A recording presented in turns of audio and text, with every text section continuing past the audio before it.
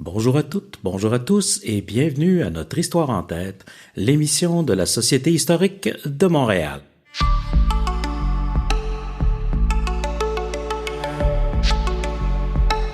Ici Mario Robert, président de la Société historique de Montréal. Aujourd'hui, nous avons le plaisir de recevoir Chantal Gauthier et France Laure, les deux associés de Pirogue, une firme spécialisée dans la production et la diffusion de contenus historiques.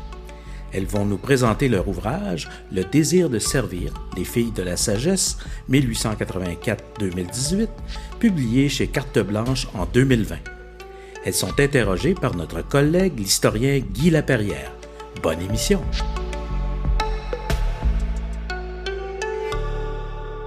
Bonjour Chantal Gauthier, bonjour France Laure. C'est un plaisir de vous recevoir aujourd'hui à l'antenne de Radio VM. Bonjour Guy, on est heureuse d'être ici. Bonjour, merci de nous recevoir.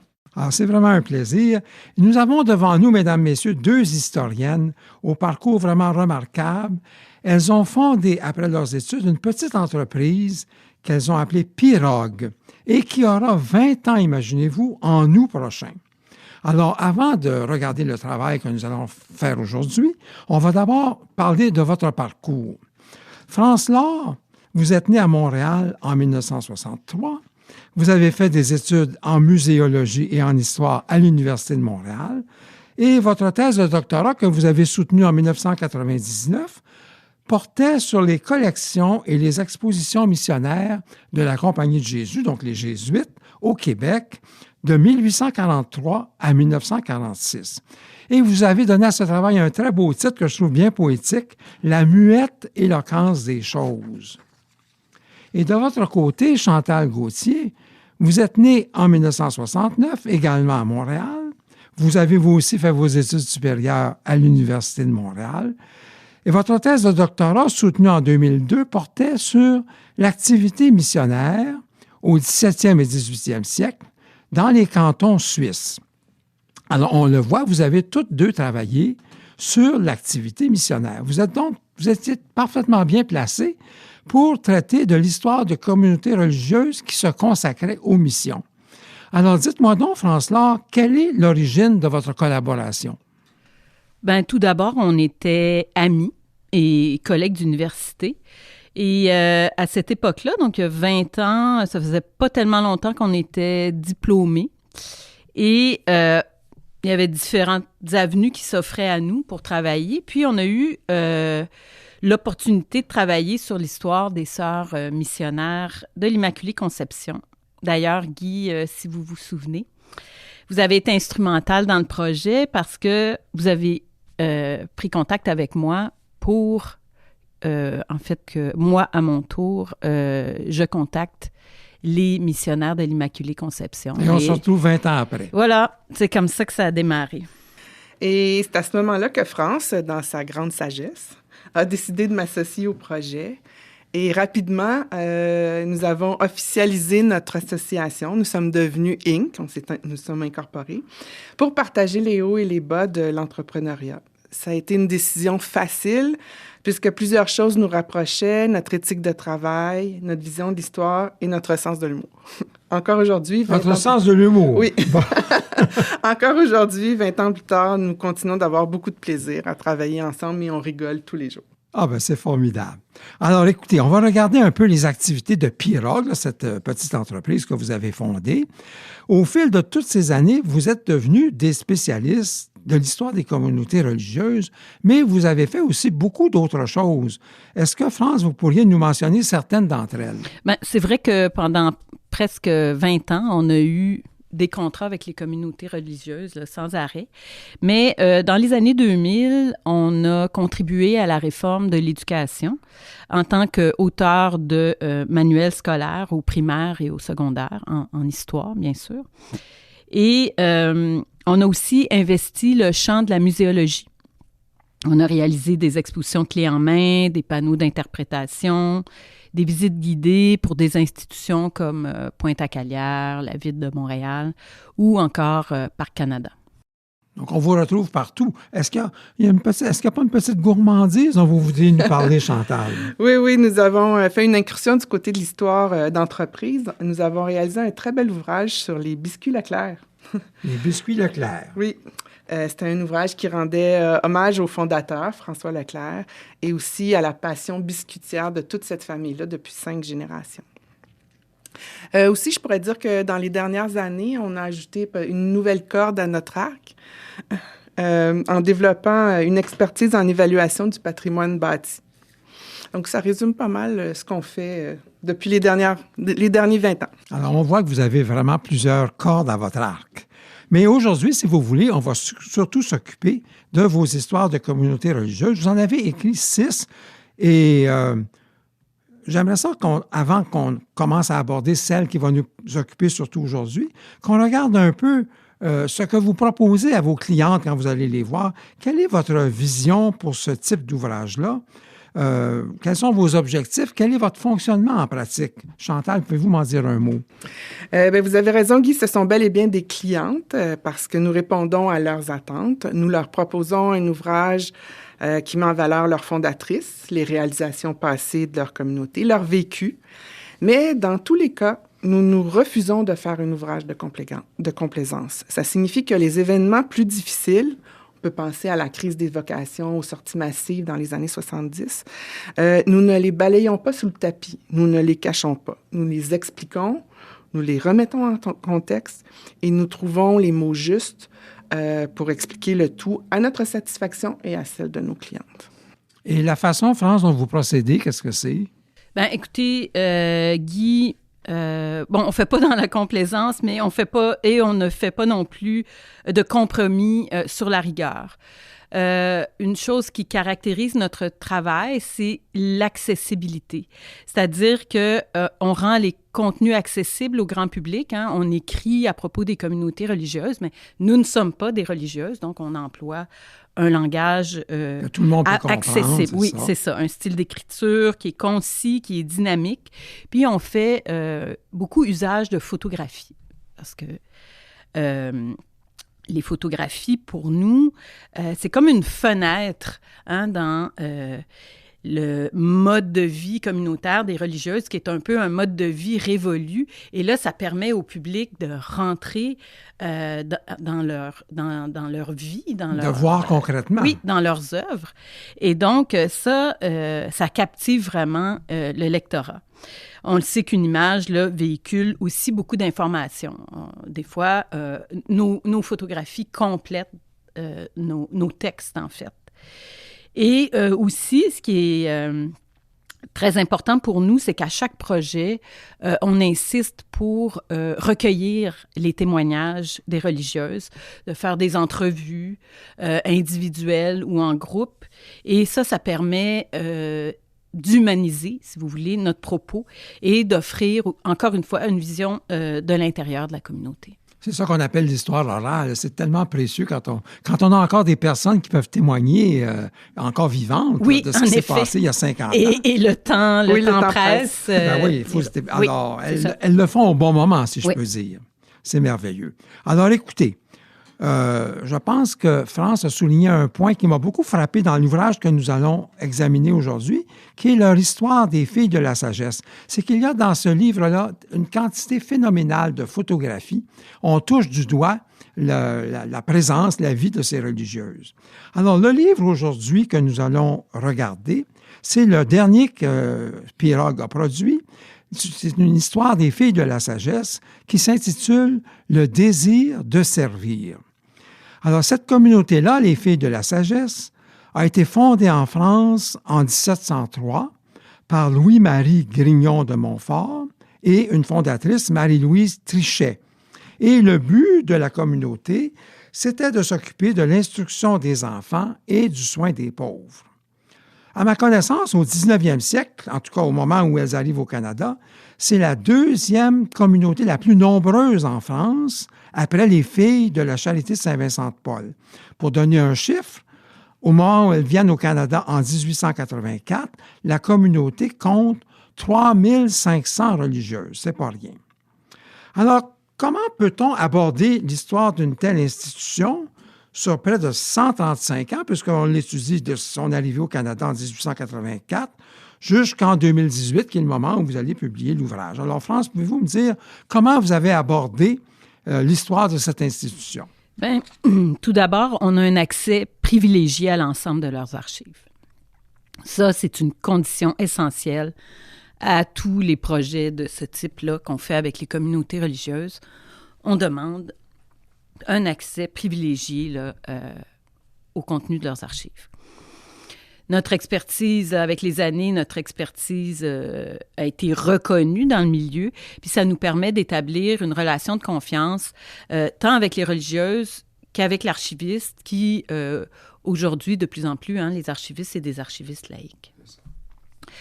Bien, pour nous, cette confiance-là, en fait, que les sœurs nous offrent, c'est assorti pour nous de responsabilités, en fait, quant à la confidentialité puis au respect de la vie privée sur des aspects qui ne sont pas d'intérêt public.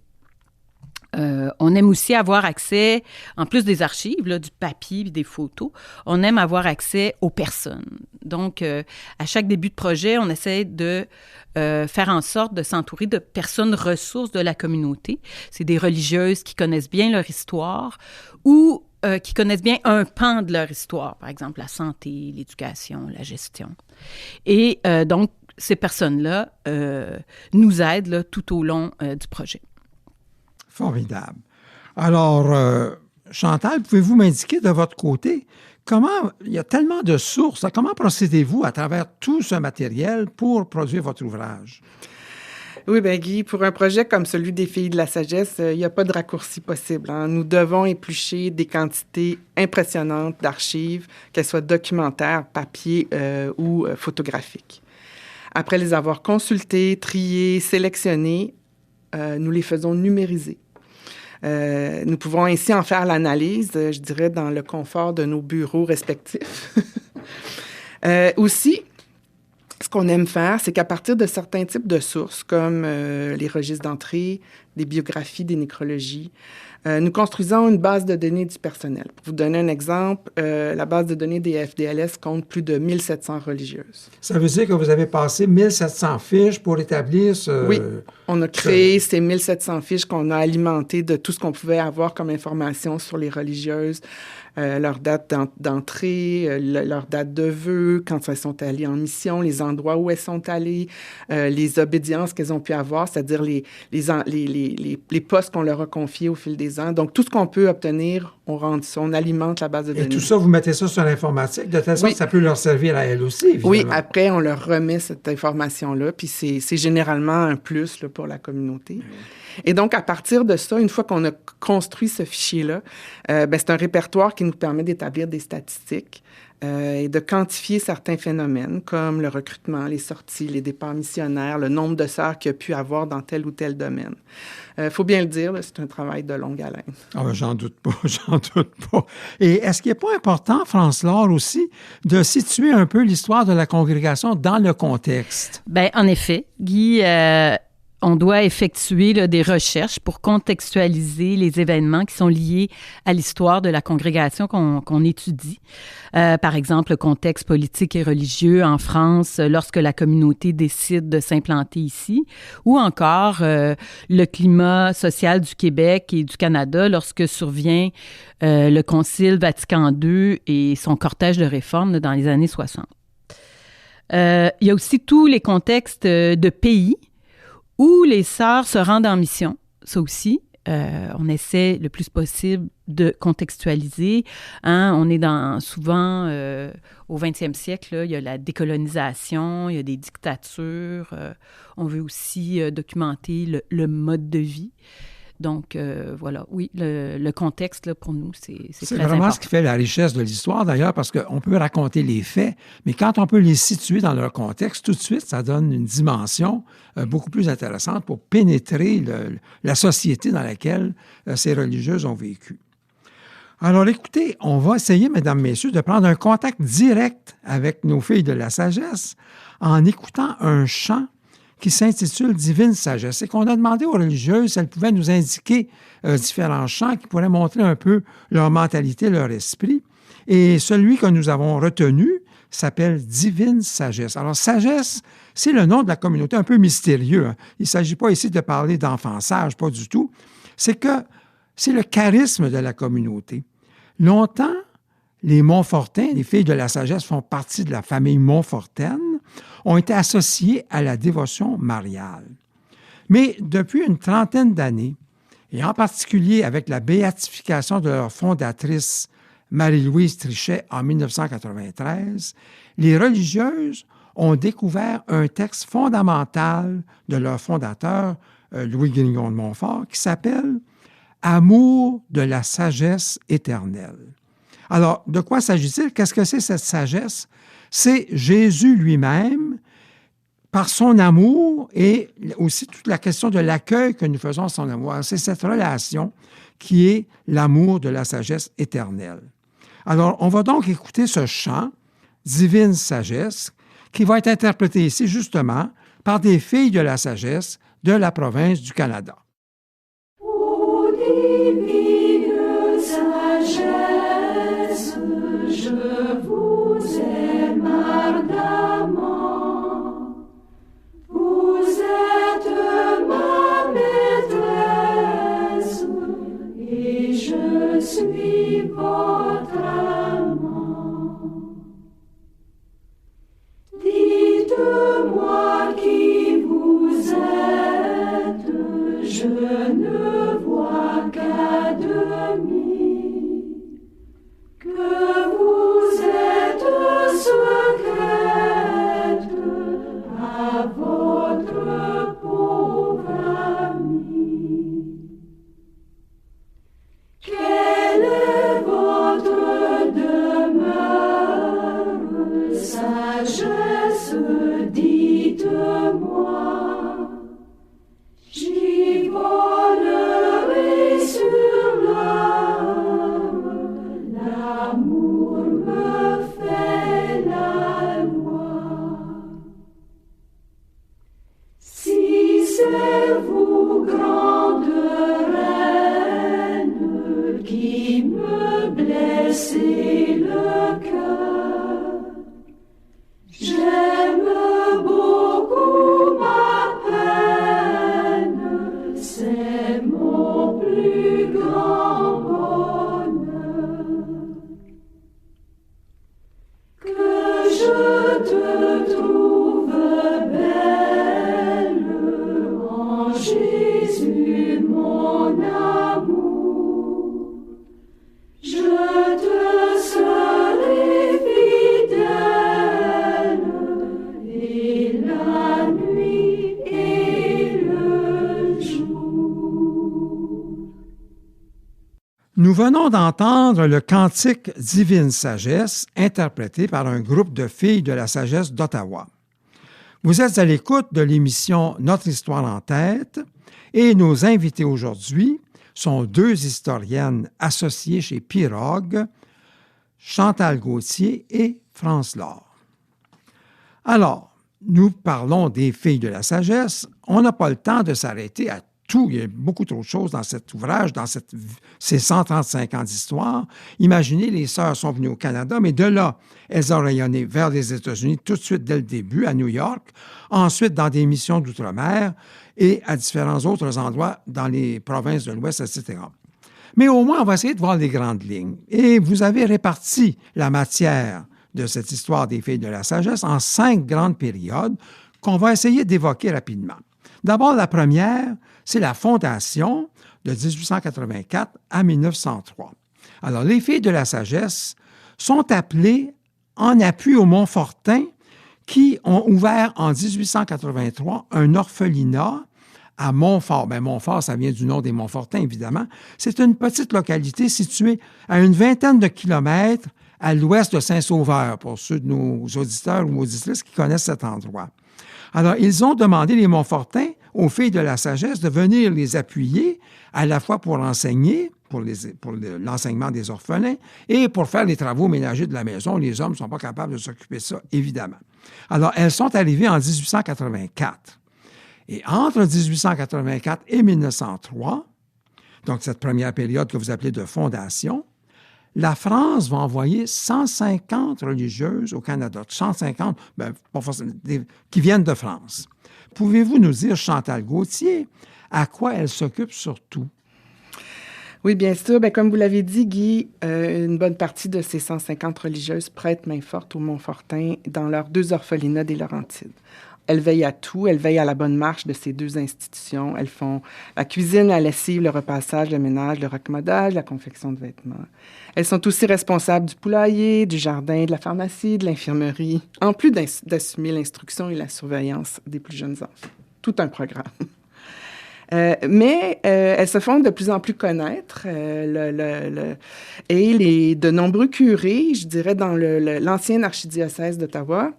Donc, on parle de la région des Laurentides, de l'Outaouais, la banlieue d'Ottawa. C'est ça, parce qu'à ce moment-là, le diocèse d'Ottawa couvrait toute une partie du Québec qui est aujourd'hui le diocèse de Hull, en pratique, même plus large que ça encore. Tout à fait, oui, puis Saint-Jérôme. Saint-Jérôme, etc., oui. Donc, plusieurs curés de ces régions-là commencent à entendre parler d'elles et vont leur demander d'accepter des mandats d'éducation.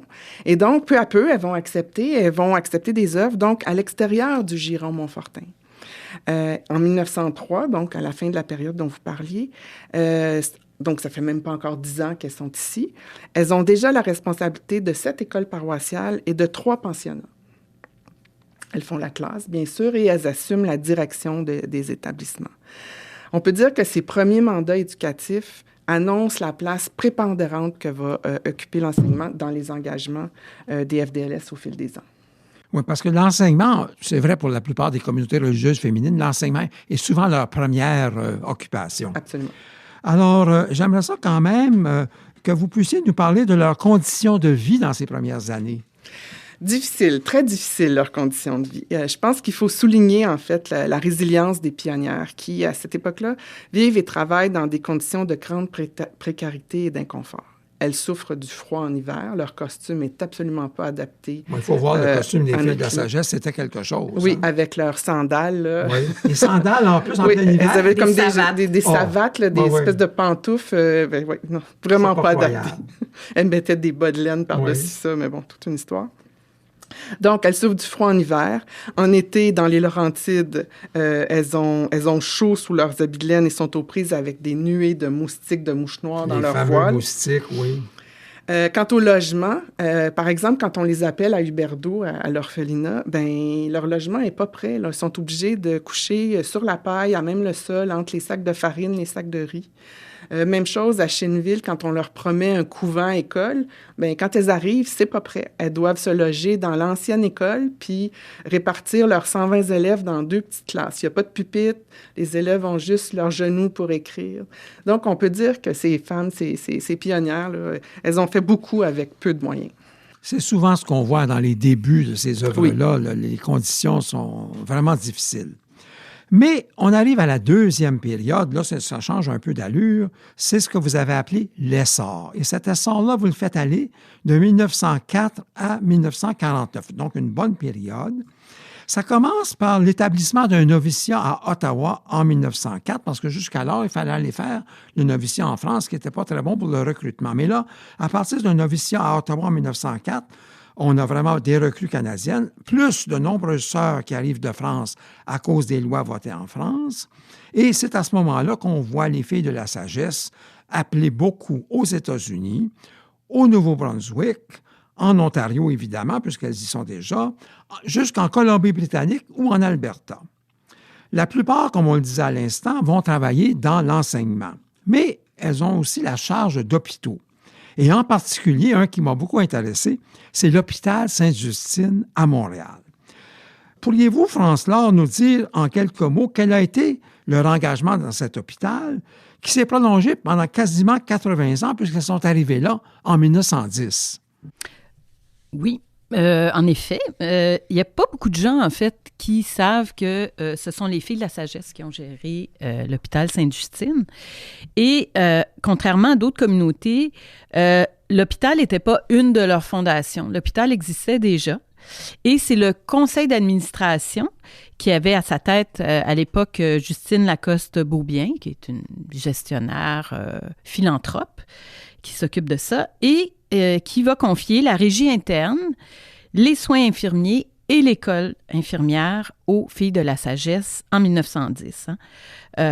Faut dire qu'à cette époque-là, on est sur la rue de Lormier. C'est un petit hôpital pédiatrique d'une 30aine de lits qui a des problèmes, en fait, de rétention de personnel laïque, parce qu'en fait, on devient infirmière et puis quand on se marie, on s'en va. Oui, voilà. Donc, alors que là, une communauté religieuse, ça amène un personnel, comment dire, plus stable. Mais est-ce que c'est pas un hôpital qui a déménagé plusieurs fois là, à Montréal au début? Oui, en fait, ce que permet Sainte-Justine, je voudrais le préciser là, pour les Filles de la Sagesse, ça leur permet de s'établir à Montréal.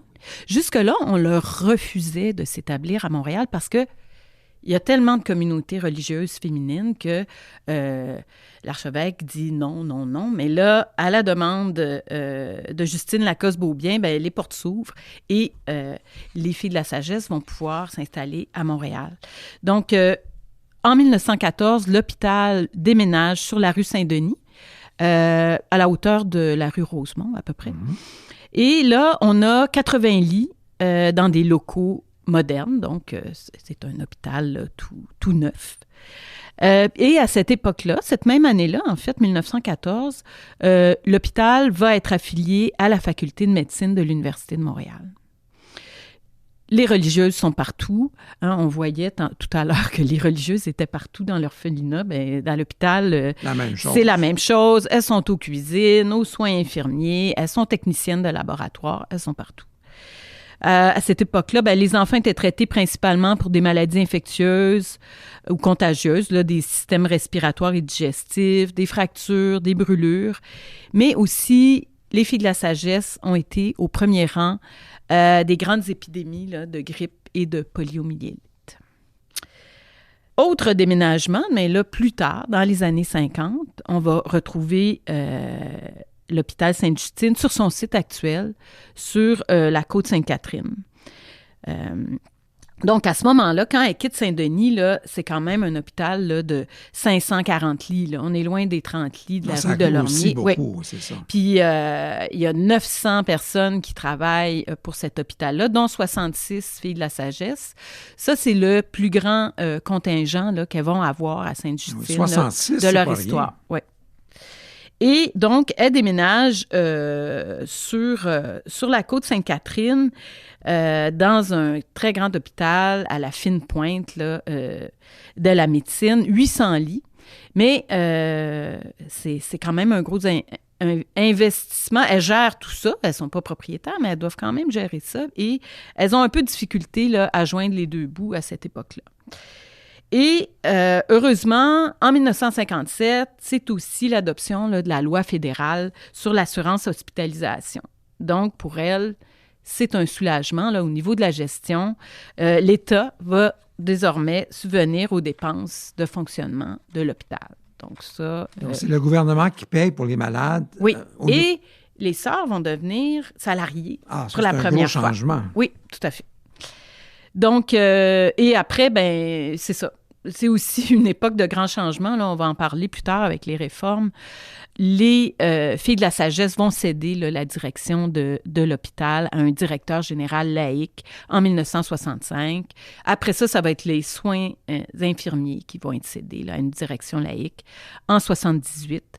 Et la dernière Fille de la Sagesse a travaillé à Sainte-Justine, a travaillé pour un salaire. C'est une préposée en chirurgie qui va prendre sa retraite en 1996. Les Filles de la Sagesse vont pas nécessairement disparaître du portrait, mais elles vont agir plus à titre de bénévole à cette époque-là. Alors voilà vraiment un très beau survol de cette histoire de l'hôpital Sainte-Justine. En quelques minutes, c'est un espèce de tour de force qu'on a fait ça. Et là, on arrive à la troisième période, donc après la fondation, après l'essor jusqu'en 1949, on arrive à ce que vous avez appelé, entre 1950 et 1964, l'âge d'or. Et là, je voudrais prendre l'exemple d'un autre hôpital, celui de l'hôpital Montfort à Ottawa, dans ce qui s'appelait alors Eastview. Pouvez-vous nous dire un mot, France toujours, sur cette époque et cet établissement là, de l'hôpital Montfort dans les années 1950? Oui, on parle d'âge d'or, Guy, parce que c'est une époque où les effectifs atteignent un sommet avec 780 religieuses là, au milieu des années 60. Et leurs œuvres, là, que ce soit en santé, en éducation ou en pastoral, en travail social, sont florissantes à cette époque-là. En 1950, la croissance va forcer, en fait, les autorités à détacher les États-Unis à cette époque-là. Donc, ils vont former une nouvelle province. Puis, en 1955, on va même scinder le Canada en deux. D'un côté, on va avoir le Québec avec le Nouveau-Brunswick et de l'autre, on va avoir l'Ontario avec les maisons de l'Ouest. Pour revenir à l'hôpital Montfort, à la toute fin des années 40, les FDLS se donnent pour défi de construire un hôpital général pour offrir des soins en français aux francophones de la banlieue d'Ottawa. Et elles veulent travailler pour les familles catholiques et francophones et elles vont mettre la médecine familiale au cœur de cet ambitieux projet. En fait, c'est un effort titanesque pour la communauté. Pour obtenir le prêt hypothécaire pour l'établissement, hein, on parle d'un hôpital moderne, là, on est rendu dans les années 50, elles doivent hypothéquer toute leur maison, de l'Alberta jusqu'au Nouveau-Brunswick. Donc, il y a une grosse différence avec l'hôpital Sainte-Justine. Là, c'est elles qui vont être propriétaires de l'hôpital. Oui, oui. Donc, ça demande un effort financier considérable. Ben oui, hypothéquer toutes les maisons, c'est pas rien. Non. Et aussi, il y a une pression sur le personnel infirmier de toute la communauté au Canada, personnel infirmier et personnel de soutien des autres hôpitaux.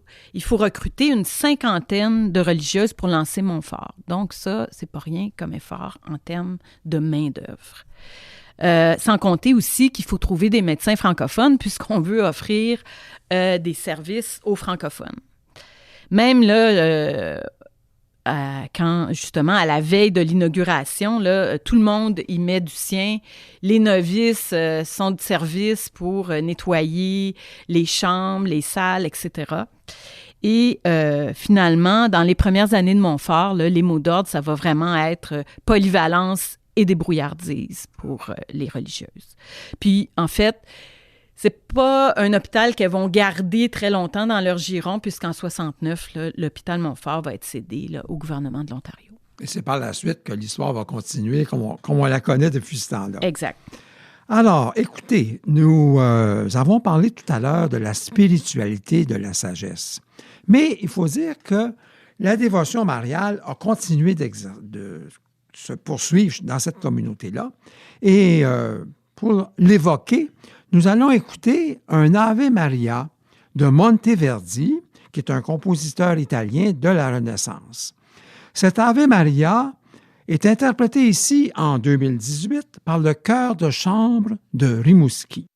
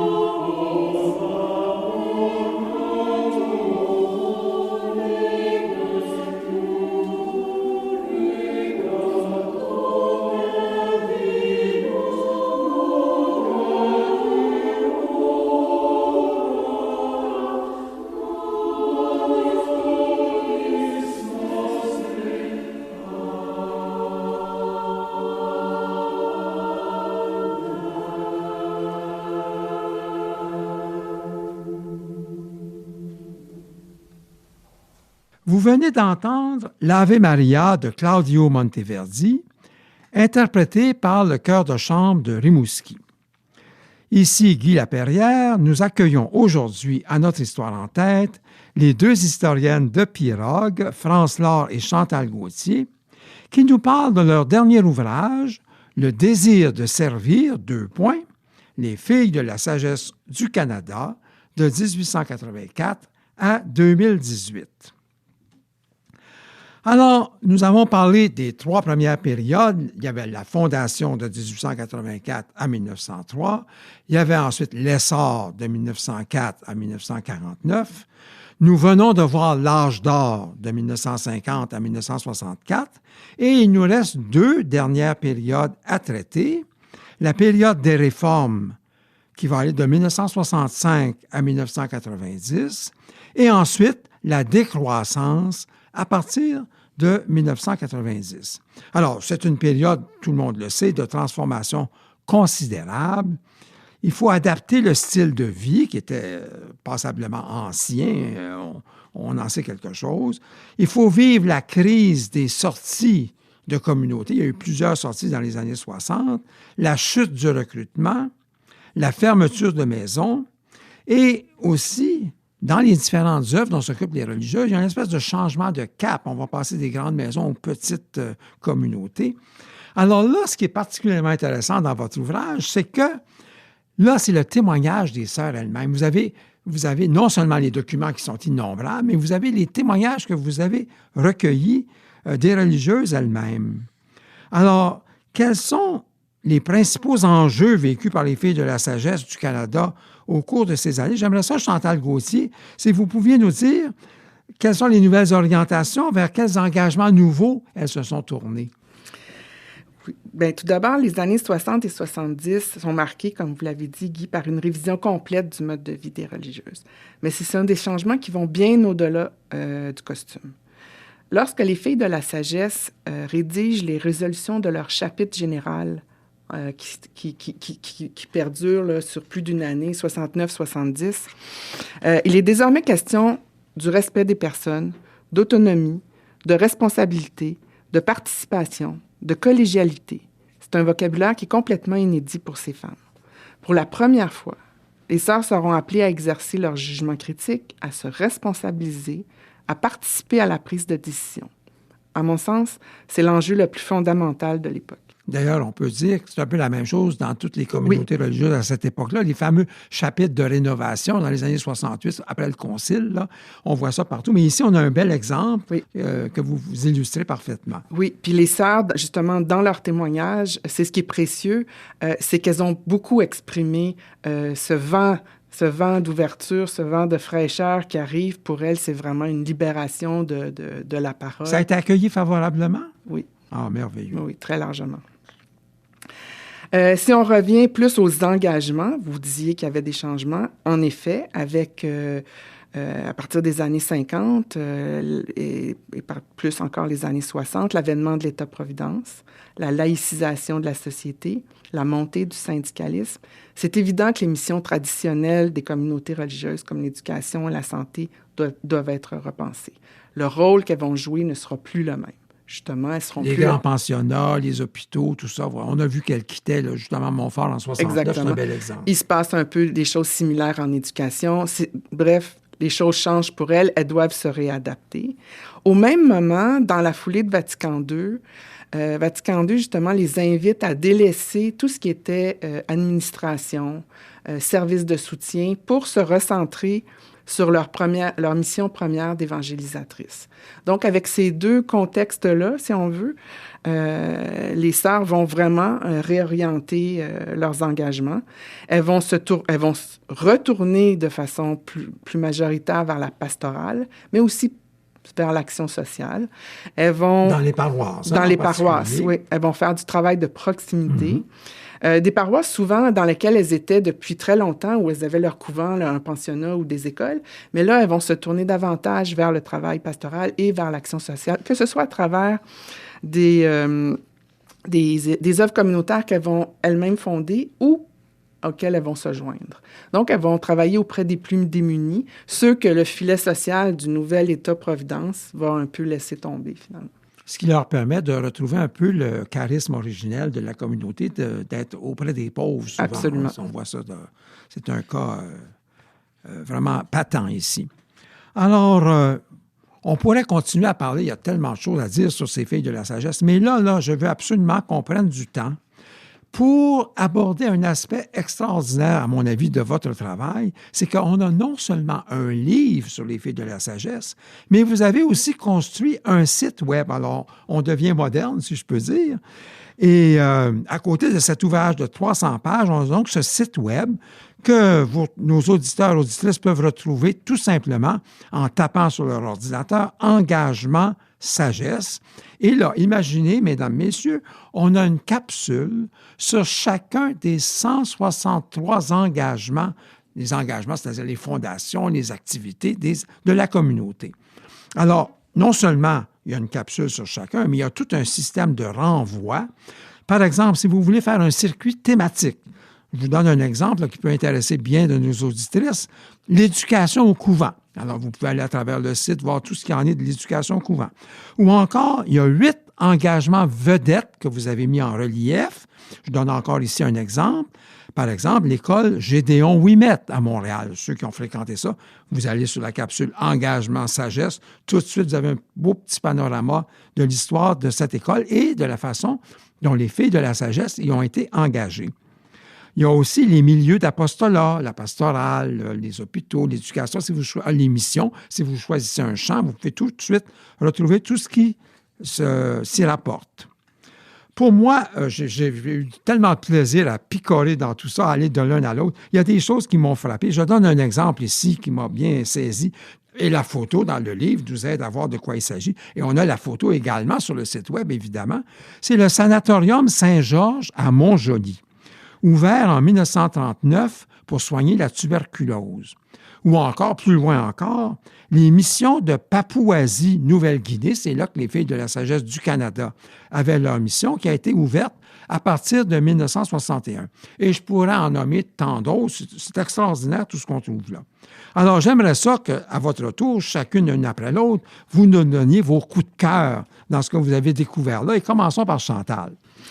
Écoutez, avec Maude Saint-Onge, qui a été notre designer web et qui a fait un travail formidable, je pense qu'on a relevé un beau défi logistique et technique là, pour s'assurer que tout fonctionne bien et que ça soit fluide.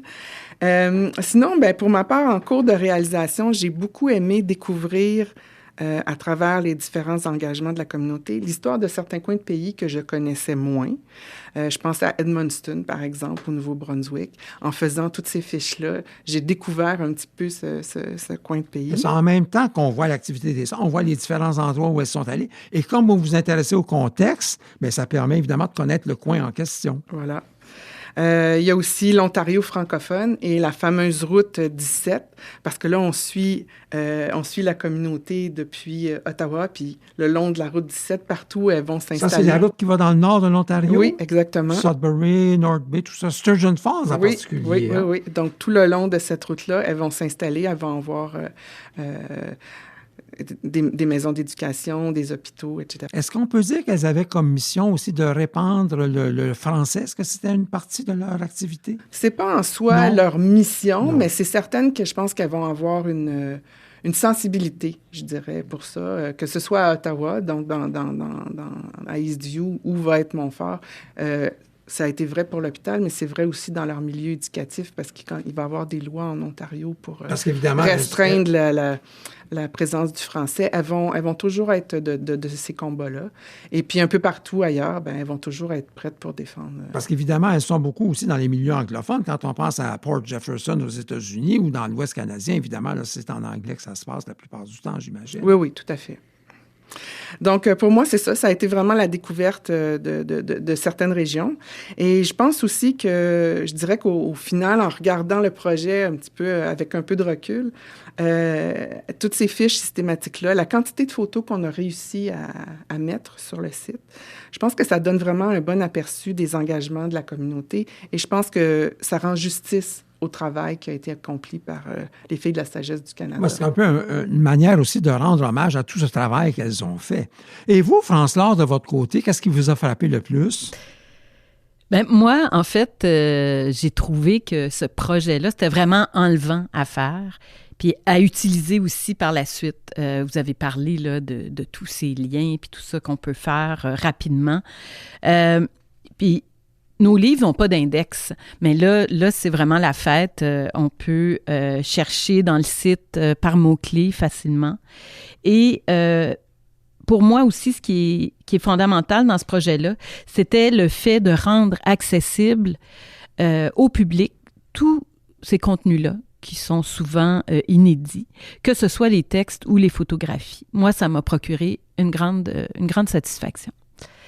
Parce que cette accessibilité-là, j'en parlais tout à l'heure avec notre style d'écriture, puis on retrouve ça aussi dans nos projets en muséologie, cette accessibilité-là pour le grand public, c'est toute l'essence là, de notre travail, finalement. Et moi aussi, donc, comme je le disais tantôt, j'aime ça, me perdre un peu au hasard des hyperliens dans ce site-là, de redécouvrir les photos, de redécouvrir les histoires de maison. Et moi aussi, Guy, j'ai un faible pour la Papouasie-Nouvelle-Guinée. Je regardais à nouveau dans les derniers jours. Là. Dites-nous dans 2 mots en quoi ça consistait, ça. L'engagement en Papouasie-Nouvelle-Guinée, mon Dieu, ils sont arrivés là dans les années 60, au tout début des années 60, et c'était la brousse. Il y avait encore des rumeurs de villages cannibales et tout ça. Jamais vu par des... C'est ça, elles sont arrivées, ils n'avaient jamais vu de blanc, donc dans certains coins, et donc... ça a été vraiment du travail de brousse. Encore une fois, santé, éducation, travail social. Est-ce qu'elles y sont toujours? Non, elles sont plus... Elles ont maintenant terminé. Oui. Est-ce qu'il y en a d'autres qui ont pris la relève? Est-ce qu'on est au courant de ça un peu? Je Pas sais vraiment, pas. là, ça... Je ne sais pas s'il y a des gens qui ont pris la relève. Bien, ce qui arrive souvent avec les missionnaires, c'est qu'elles travaillent beaucoup à former des locaux pour prendre leur propre relève. C'est donc, ça. C'est ça qui peut se produire. Oui, c'est ça. Et donc, puis on a aussi, il y a des très belles photos là, sur la Papouasie-Nouvelle-Guinée. Ah ben oui, là, c'est on sûr. se croirait dans le National Geographic. Alors écoutez, mesdames, messieurs, je ne peux que vous recommander d'aller à votre tour butiner sur ce site. Vous avez simplement tapé « Engagement Sagesse » et vous verrez là tout le travail qui a été abattu par nos 2 invités, Chantal Gauthier et France-Laure. Et le point de vue technique aussi, comme vous dites, c'est très réussi. En terminant, j'aimerais ça vous demander, le livre a paru donc en 2020, alors j'aimerais ça vous demander quelle a été la réception des sœurs, comment ont-elles apprécié cet ouvrage-là, et est-ce que vous en avez eu des échos d'une manière ou d'une autre? Ben, en fait, l'ouvrage a été lancé en pleine pandémie. Hein? Ah, bien, il y a ça que j'oubliais. Oui, évidemment. Malheureusement, d'habitude, on fait un lancement dans la communauté. Les sœurs invitent leurs bienfaiteurs, les amis, la famille. Et là, c'était un petit peu, comment dire, réduit là, à sa plus simple expression. On était quelques visages sur un écran, puis... On a parlé du livre à des sœurs avec qui on a travaillé pendant les 3 dernières années. Donc, ça a dû se limiter à ça à cause des circonstances. Mais on ne perd rien pour l'attendre. Et maintenant, mesdames et messieurs, vous avez accès à ce livre et surtout à ce site web que vous pouvez consulter sur les Filles de la sagesse. Alors, écoutez, Chantal et France, c'est des recherches tellement riches, tellement intéressantes que moi, je ne résiste pas à l'envie de vous inviter à revenir la semaine prochaine parce qu'il y a 5 autres ouvrages que vous avez faits dont je brûle de vous parler. Alors, seriez-vous d'accord pour revenir la semaine prochaine à notre antenne? Ben oui, avec plaisir. Merci beaucoup pour cette invitation. Voilà, merci Guy. Alors, en terminant, je voudrais remercier Antonin Wyss pour l'enregistrement et le montage de cette émission. Donc, à la semaine prochaine.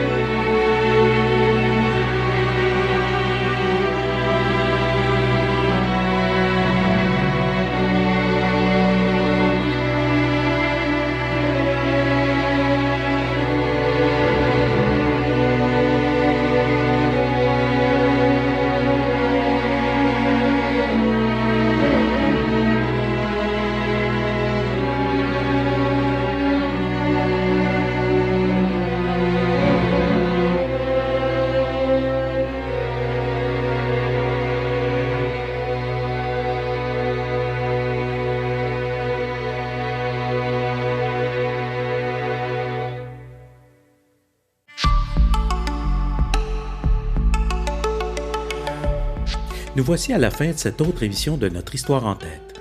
Nos invités aujourd'hui étaient les chercheuses France Laure et Chantal Gauthier de Pirogue qui nous ont présenté leur histoire des filles de la sagesse depuis leur arrivée en 1884 jusqu'en 2018. Le livre a été publié chez Carte Blanche en 2020 sous le titre « Le désir de servir ». Chantal Gauthier et France Laure étaient interviewées par notre collègue l'historien Guy Laperrière. Vous pouvez réentendre cette émission sur le site de la Société historique de Montréal à l'onglet « Émissions de radio ». La Société est toujours intéressée à accueillir de nouveaux membres. Vous trouverez tous les renseignements sur notre site à l'onglet « Adhérer ». Alors, merci de nous avoir écoutés et à la semaine prochaine pour une autre émission de notre Histoire en tête.